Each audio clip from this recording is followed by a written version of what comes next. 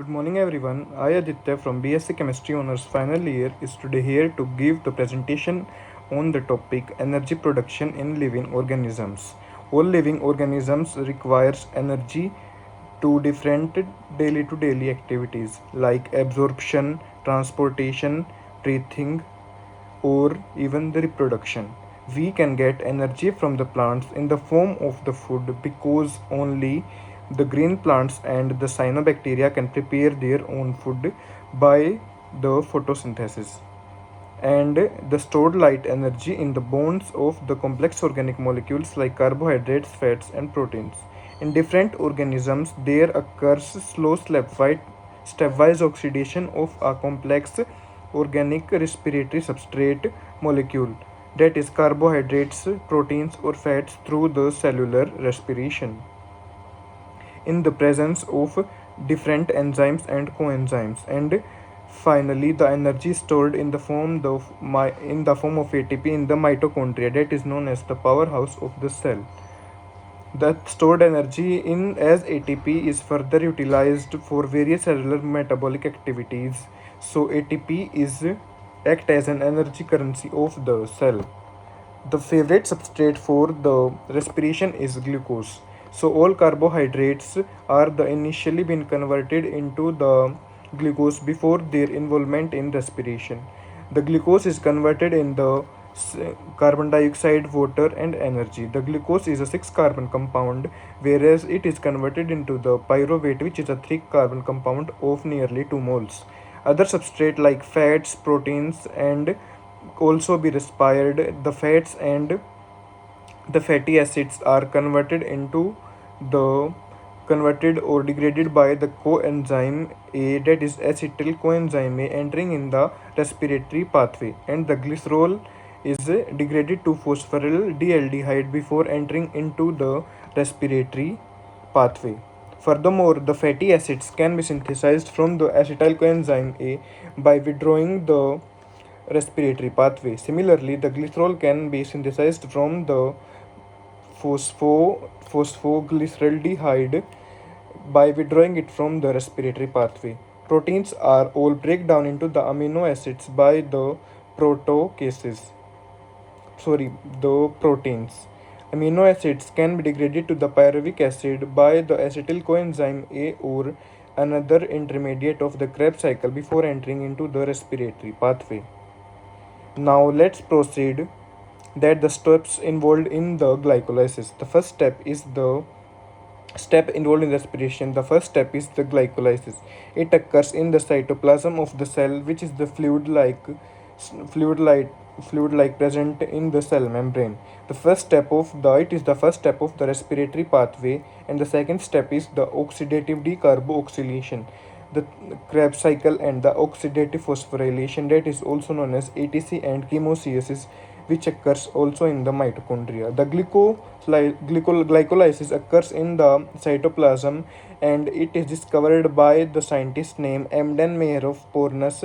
So that's why it is also known as the EMP pathway. It involves nearly 3 processes and 10 steps which are catalyzed by a specific coenzyme or an enzyme. The first step is the phosphorylation of the glucose, second one is the splitting of glucose, and the third one is the oxidation by the dehydrogenation. The net ATP produced during this step is 2 ATP, and there are some units which are we used in the energy production mechanism. First unit is the ATP, as we all of aware about it, and other unit is GTP, which is also nearly equal to the 1 ATP, and the third unit is the NADP, which is nearly equal to the 3 ATP of a molecule. Now let's start that what happens in the glycolysis and see all the reactants prepared and the final product during the glycolysis with the following enzymes and cofactors used. First of all, the glucose, which is a 6 carbon compound, is converted into the glucose 6 phosphate. The first step involved is always anaerobic, means it is also take place in the absence of oxygen, whether the oxygen is present or not. Then the glucose is first converted into the glucose 6 phosphate by the enzyme glycokinase, and Mg2 plus, that is the magnesium ion, as a cofactor. The cofactors are the are the molecules which catalyze the reaction without involving in it. Now let's see, the glucose 6-phosphate is then converted into the fructose 6-phosphate by the enzyme phosphoglucose isomerase. Then the fructose 6-phosphate is converted into the phosphofructosinose and the magnesium ion again as a cofactor. After this, the fructose 6-phosphate is converted into the fructose 1,6 diphosphate. From here, there set up an equilibrium between the dihydroxyacetone phosphate and the glyceraldehyde 3-phosphate, which are respectively formed by the enzymes aldolase and aldose. Then the glyceraldehyde 3-phosphate is converted into the glyceraldehyde 3-phosphate dehydrogenase into the 1,3 diphosphoglycerate. Here in the following video, all the 3 to 4 molecules are formed all of the 2 moles. Then the 1,3 diphosphoglycerate is then converted into the 3-phosphoglycerate by the enzyme phosphoglycerate kinase. After, and magnesium ion as a cofactor. Here the 2 moles of this will formed. After that, the 1,3 diphosphoglycerate is converted into the 3-phosphoglycerate, and the 3-phosphoglycerate is converted into the 2-phosphoglycerate by the enzyme phosphoglycerate mutase. After that, this 3-phosphoglycerate is converted into the 2-phosphoglycerate by the enzyme enolase, and the water will removed as an side product. Now the 2-phosphoglycerate will converted into the phosphonol pyruvate, and then by the enzyme pyruvate kinase, and then phosphonyl pyruvate is converted into the pyruvate, which is a 3-carbon compound. Here our first step of our energy production is complete. Now we will see that the stepwise oxidation of a food for energy production in living organisms. As we can see, glucose is converted into the pyruvate, which is a 3-carbon compound. Now it will take place from cytoplasm to mitochondria and eukaryotes, where 2 ATP are used up. Now after that, there are 2 possibilities, that the oxygen is present or not. If the oxygen is not present, then the process will take place is fermentation, which is further of 2 types, that is lactic acid fermentation and alcoholic fermentation. If the oxygen is present, then we will see that our pyruvate is converted into or engaged into a cycle known as Krebs cycle, due to which, with the starting of acetyl coenzyme A, and the units are present of energy currency. And our next, after it is a third step, and the fourth step is the oxidative phosphorylation, that is also known as chemosis and etc. Whereas the energy stored in the ATP. Now let's see some terminologies used in the following part. What is the Pasteur effect? It is the effect in which the inhibition of the anaerobic respiration occurs in the presence of oxygen, which is known as the Pasteur effect. Now our third step of energy production is the Krebs cycle. Here the product we get, pyruvate from the glycolysis, is a 3-carbon compound which will undergo the oxidative decarboxylation and a cyclic process known as Krebs cycle or tricarboxylic acid cycle. First of all, the pyruvate is converted into the acetyl coenzyme A in the presence of the enzyme pyruvate dehydrogenase, lipoic acid, and magnesium ion as a cofactor. Now it is converted into the acetyl coenzyme A. Now the acetyl 2 coenzyme A is a 2-carbon compound, and it is converted into the citrate, which is used in the following steps. It is prepared by the enzyme the citrate synthase. The citrate is then converted into the cis aconitase by the enzyme aconitase, and the water will released out as a byproduct. Then the cis isonitase is converted into the isocitrate by the enzyme the aconitase, and the water is used up in this step.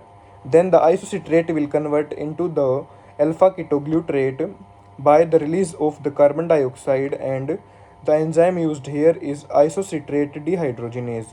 Then the alpha ketoglutarate is converted into the succinyl coenzyme A by the enzyme alpha ketoglutarate dehydrogenase, and the coenzyme A is converted into the carbon dioxide. Then the succinyl coenzyme A will converted into the succinate, and here the GDP will converted into the GTP, followed by the enzyme succinyl coenzyme A synthase. Now the succinate will converted into the fumarate by the enzyme succinate dehydrogenase, and here 2FAD will converted into the 2FADH2, which is energy currency we discussed in the previous section. Here then the fumarate will converted into the malate by the enzyme fumarate, and the fumarate will converted into the malate by followed by the enzyme malate dehydrogenase. Then the oxaloacetate will again converted into the citrate. Here there involve an cyclic process, and overall there are cyclic processes converted out, and it is the Krebs cycle which produce carbon dioxide that we breathe out during our respiration. Then let's see what is the oxidative phosphorylation. It is a process in which the ATP is formed as a result of the transfer of electrons from the NADH to the oxygen by a series of reaction that mainly involves the by the electron carriers.